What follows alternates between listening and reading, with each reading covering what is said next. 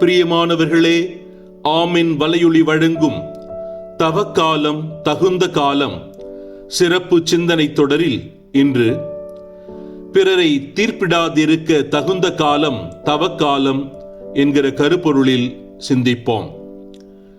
மனித சமுதாயத்தில் பெரும்பாலும் காணப்படும் ஒரு பழக்கம் பிறரை எளிதில் தீர்ப்பிடுவது. ஒருவரின் தோற்றம், பேச்சு, பின்னணி, தவறு அல்லது வாழ்க்கை நிலை ஆகியவற்றை பார்த்தவுடன் நாம் முடிவுகள் கட்டிவிடுகிறோம். ஆனால் உண்மையில் ஒவ்வொரு மனிதனின் உள்ளமும் வாழ்க்கை பயணமும் நமக்கு தெரியாத பல கதைகளை கொண்டிருக்கிறது. பிறரை தீர்ப்பிடாமல் இருப்பது உயர்ந்த மனிதநேயத்தின் அடையாளம், மனிதநேயத்தின் உயர்ந்த பண்பு. இதை 3 முக்கிய அம்சங்களிலே சிந்திப்போம். 1. வெளிப்புறத்தை பார்த்து முடிவு செய்யாதிருங்கள். நாம் ஒருவரை பார்த்தவுடன் அவரை பற்றி கருத்து உருவாக்குவது இயல்பாக தோன்றலாம்.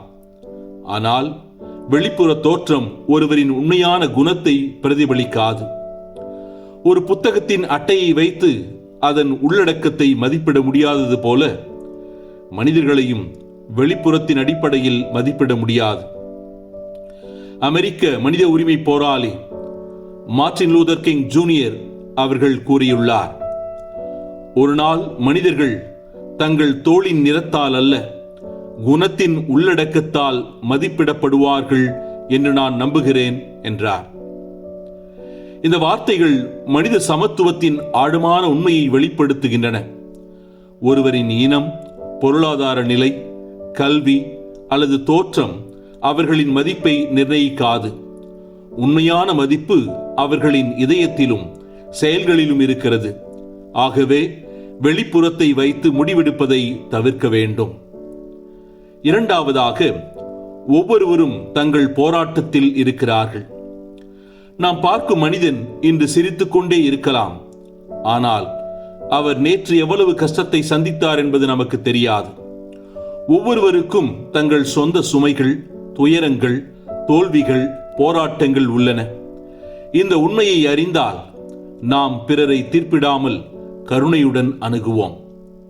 ஆங்கில எழுத்தாளர் ஜே.கே. ரவுலிங், நீங்கள் சந்திக்கும் ஒவ்வொருவரும் கடினமான போராட்டத்தில் இருக்கிறார்கள், ஆகவே கருணையுடன் இருங்கள் என்கிறார். இவரின் வார்த்தைகள் நமக்கு மிகப்பெரிய பாடம் அளிக்கின்றன. ஒருவர் தவறு செய்தால் உடனே குற்றம் சாட்டுவதற்கு பதிலாக அவரின் சூழ்நிலையை புரிந்து கொள்ள முயல வேண்டும்.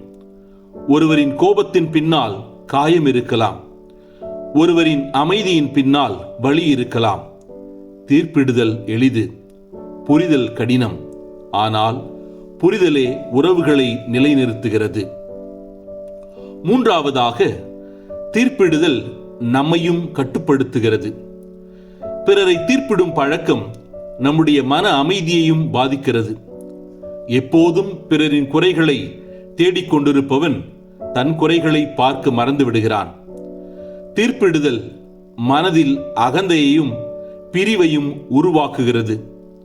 அன்னை தெரசா அவர்கள், நீங்கள் மற்றவர்களை தீர்ப்பிட்டால் அவர்களை நேசிக்க நேரம் இருக்காது என்பார். அன்னையின் வார்த்தைகள் மிகவும் ஆழமானவை. தீர்ப்பிடும் மனம் அன்பை இழக்கிறது. அன்பு வளர வேண்டுமெனில் தீர்ப்பிடும் பழக்கம் குறைய வேண்டும். பிறரின் குறைகளை மட்டும் கவனித்தால் உறவுகள் உடையும். ஆனால் அவர்களின் நல்லவற்றை கவனித்தால் உறவுகள் வலுவாகும். நாம் அனைவரும் தவறு செய்யக்கூடிய மனிதர்களே. நாம் நமக்காக கருணை, இரக்கம் இவற்றை எதிர்பார்ப்பது போல பிறருக்கும் அதையே அளிக்க வேண்டும். நான் முழுமையல்ல, அவர்களும் முழுமையல்ல என்ற உண்மையை ஏற்றுக்கொள்ளும் போதுதான் தீர்ப்பிடுதல் குறையும். பிறரை தீர்ப்பிடாதிருப்பது ஒரு உயர்ந்த ஆன்மீக மற்றும் மனித பண்பு. வெளிப்புறத்தை வைத்து முடிவு செய்யாமல் இருக்க வேண்டும். ஒவ்வொருவரும் தங்கள் சொந்த போராட்டத்தில் இருக்கிறார்கள் என்பதை நினைவில் கொள்ள வேண்டும். தீர்ப்பிடுதல் அன்பை குறைக்கும் என்பதை உணர வேண்டும். நாம் குற்றம் சாட்டுவதற்கு பதிலாக புரிந்து கொள்ள முயற்சித்தால் உலகம் சிறந்த இடமாக மாறும். தீர்ப்பிடுதல் பிரிவை உருவாக்கும். கருணை ஒற்றுமையை உருவாக்கும். ஆகவே இன்று முதல் நாம் பிறரை பற்றி விரைவாக முடிவெடுப்பதை தவிர்த்து அன்புடனும் புரிதலுடனும் அணுகுவோம். அப்போது நம் குடும்பமும் சமுதாயமும் அமைதியால் நிறைந்ததாக இருக்கும். எனவே பிறரை தீர்ப்பிடாதிருக்க தகுந்த காலம் தவக்காலம் என்கிற சிந்தனை நம் வாழ்வாகட்டும். நன்றி.